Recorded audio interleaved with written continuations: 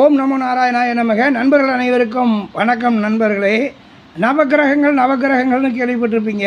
வானத்தில் சூரியன் முதல்ல ராஜகிரகம், அடுத்து சந்திரன், அடுத்து செவ்வாய், புதன், வியாழன், சனி, ராகு, கேது அப்படின்னு சூரியன், சந்திரன், செவ்வாய், புதன், வியாழன், வெள்ளி, சனி, ராகு, கேது அப்படி 9 கிரகங்கள் இருக்குது. இது உடம்புல 9 ஓட்டைகள் இருக்குது. சரி, அதை எந்தெந்த வழியில் செயல்படுதுன்னு பார்ப்போமா? சூரியன்றது மண்ட மூளையுடைய பகுதி. சந்திரன்றது மனசு, இருதயம் ரெண்டாச்சுங்களா. அடுத்து செவ்வாயின்றது தோள்பட்டை, புதன்றது நுரையீரல், வியாழன் குரு பகவான்றது வயிறு, சுக்கிரன் வெள்ளின்றது பிறப்புறுப்பு, ஆண் பெண் பிறப்புறுப்பு, சனி பகவான்றது மல துவாரம், சூரியன்றது வலது கண்ணைன்னு குறிக்கும், சந்திரன்றது இடது கண்ணை குறிக்கும். அப்புறங்க இந்த ராகு கேதுக்கள் இந்த மூச்சு காற்று உள்ளே இருக்கிறோம்ல, அது ராகு கேதுக்கள். ராகு உள்ளே இருக்குன்னா கேது வெளியில் விடுறதுன்னு வச்சுக்கோங்க.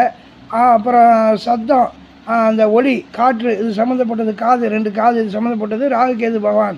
இப்போ புரியுதுங்களா? சூரியன்றது வலது கண்ணு, சந்திரன்றது இடது கண்ணு, சூரியன்றது மண்ட மூளை, சந்திரன்றது மனசு, இருதயம், புதன்றது நுரையீரல், வியாழன்றது வயிறு, வெள்ளின்றது ஆண் பெண் பிறப்புறுப்பு, சனின்றது மலதுவாரம், ராகு கேதுன்றது மூச்சு காற்று, உள்ளே இருக்கிறது ராகு, வெளியில் வர்றது கேது பகவான். அப்படி 2 காதலையும் இந்த பக்கம் ராகு, இந்த பக்கம் கேது, வலது பக்கம் ராகு, இடது பக்கம் கேதுன்னு வச்சுக்கோங்க. இதுதான் நண்பர்களே நவகிரக தத்துவம். ஓட்டை வீடு 9 வாசல்.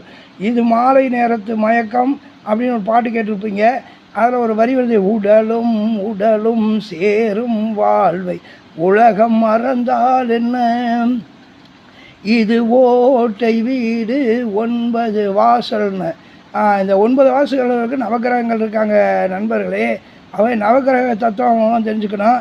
இதுகளுக்குள்ள ஆட்சி, உச்சம், பகை, நீச்சம், சமம், நட்பு நல்லா இருக்குது.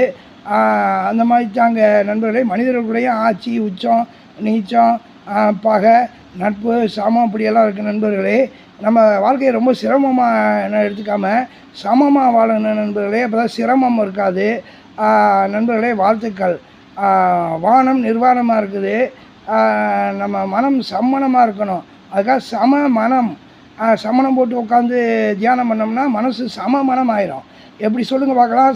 சம மனமாகணும்னா மனசு சமணம் போட்டு வடக்க பார்த்து உட்காந்து, துருவ நட்சத்திரம் வடக்க இருக்குது, மனசை கான்சன்ட்ரேஷன் பண்ணோம். உச்சந்தலைக்கு உள்ளாவுக்கு மேலே புருவ மத்தியில் ஆக்கினி சக்கரத்துக்குள்ளே மண்ட மூளை நடுவில் அருட்பெருஞ்சோதி ஆண்டவரை நினச்சி தியானம் பண்ண துரியாதீதம் உச்சந்தலையிலேருந்து